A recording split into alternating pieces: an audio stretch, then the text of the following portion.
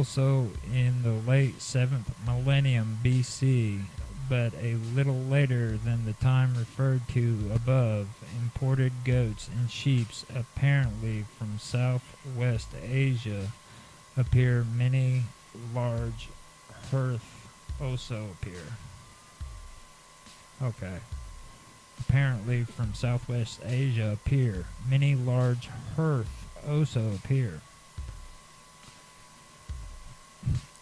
Archaeological discoveries revealed that these prehistoric people led livelihoods seemingly at a higher level of organization than their contemporaries who lived closer to the Nile Valley.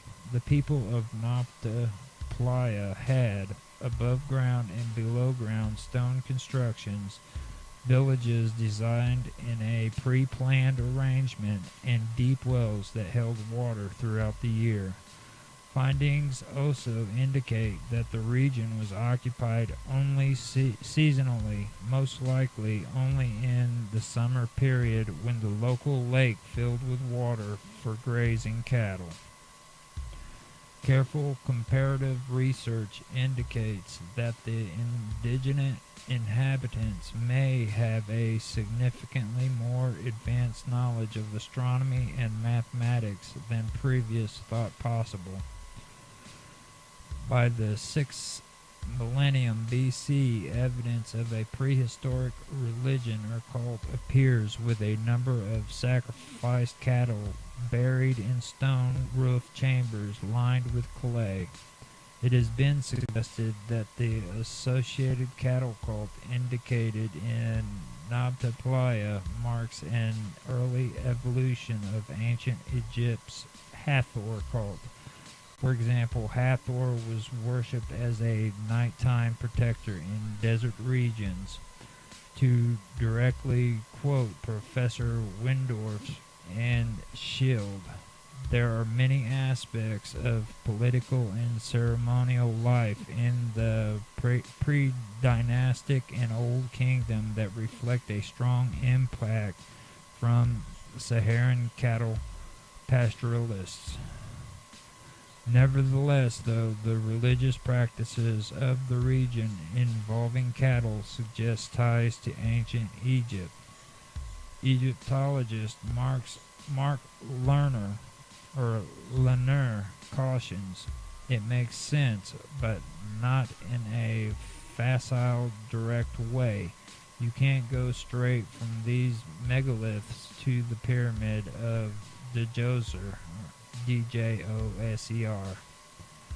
Other subterranean complexes are also found in Nabta Playa, one of which includes evidence of perhaps an early Nubian attempt at sculpture. Astrophysicist Thomas G.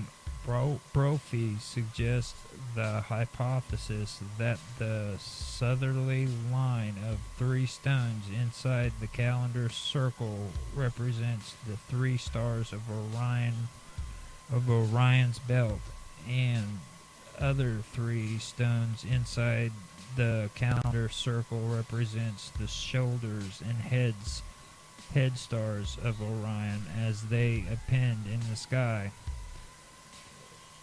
Now, before I get started, this is about the early alignments and the star maps of these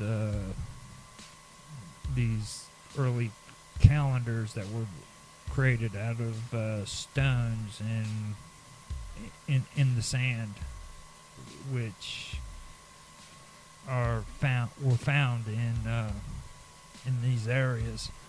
And these people that worship cattle were worshiping cattle and sacrificing them in this area, and they're telling you right here that the calendar circle represented astronomical Thomas G. Brophy suggests the hypothesis that the southerly line of the three stones, these stones represent parts of the Orion cluster, is what he's trying to say. If you want to check that out, they have a lot of really good YouTube videos from ancient astronaut theorists that describe that in full, and it's really good. So if you guys want to check that out, you can. Okay, let me figure out where I was. These correspondences were for two dates, circa 4800 BC, and at precessional opposition representing how the sky moves long term. Brophy proposes that the circle was constructed and used circa the later date, and the dual date representation was a conceptual representation of the motion of the sky over a precession cycle. Near the calendar circle, which is made of smaller stones, there are alignments of large megalithic stones. The southerly lines of these megaliths, Brophy shows are aligned to the same stars as represented in the calendar circle, all at the same epoch, circa 6270 BC. The calendar circle correlation with Orion's belt occurred between 6400 BC and 4900 BC, matching the radiocarbon dating of campfires around the circle. Yeah, these circles are pretty interesting if you guys ever want to check them out. Something to find out about. In 2007 a 2007 article by a team of University of Colorado astronomers and archaeologists. 3 members had been involved in the original discovery of the site and its astronomical alignment, has responded to the work of Brophy and Rosen, in particular their claims for an alignment with Sirius in 6088 and other alignments which they dated to 6270, saying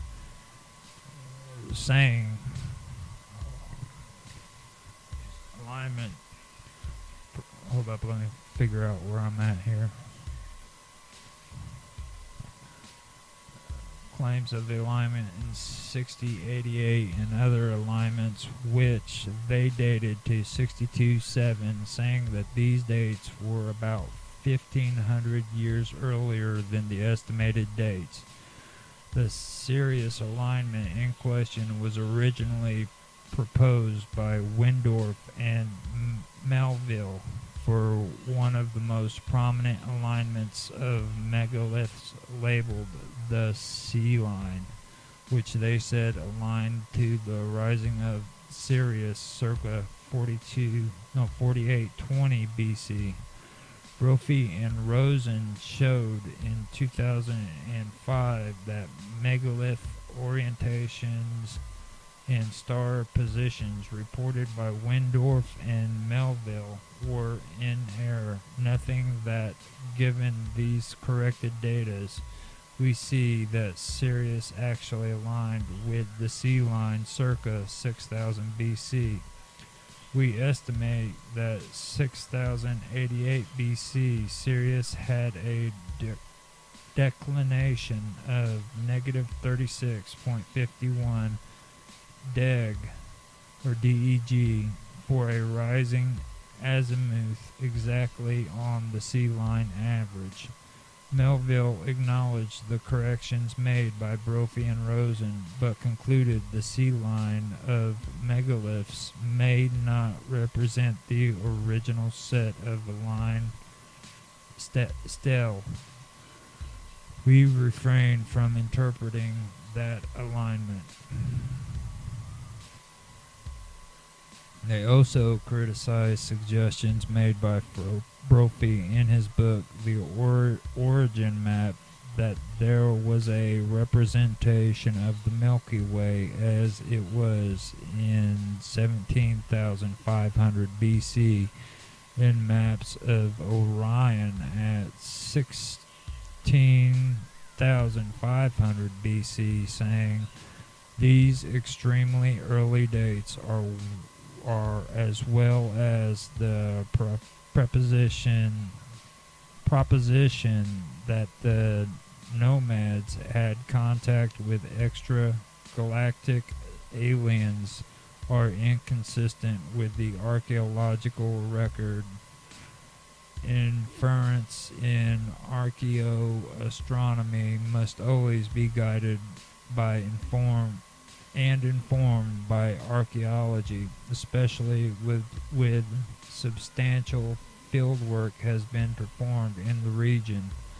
They proposed that the area was first used as what they called a region ceremonial center around 6100 to 5600 BC, with people coming from various locations to gather on the dunes surrounding the playa, where there is archaeological evidence for gathering, which involved large numbers of cattle bones, as cattle were normally only killed on important occasions. Around 5500 BC, a new, more organized group began to use the site, burying cattle in clay-lined chambers and building other tumuli.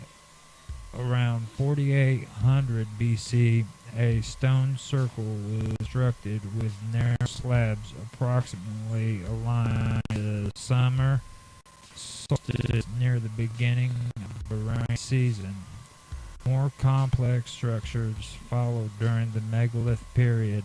The researchers dated to between about 4500 BC to 3600 BC. Using their original measurements and measurements by satellite and GPS measurements by Brophy and Rosen, they confirmed possible alignment with Sirius, Arcturus, Alpha Centauri, and the belt of Orion.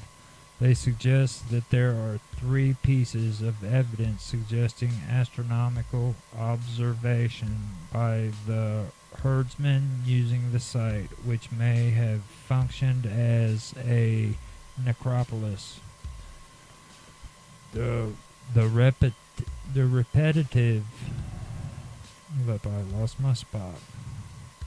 repetitive orientation of megaliths, still human burials, and cattle burials reveal a very early symbolic connection to the north. Secondly, there is the orientation of the cromlech mentioned above. The third piece of evidence is the 5th millennium alignment to stele to when I say stele too, it's spelled S-T-E-L-E. So I could be mispronouncing that.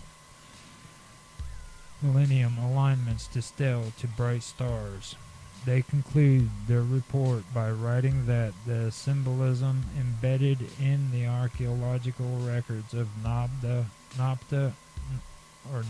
Playa in the 5th millennium BC is very basic, focused on issues of major practical importance to the nomads: cattle, water, death, earth, sun, and stars. That is the part that I was talking about that kind of goes into the Osirian too, where before the pyramids were even built, there were these people who were cattle cults basically, and they worshipped and sacrificed cattle, and they used these rings as calendars, and they would literally sacrifice cattle. They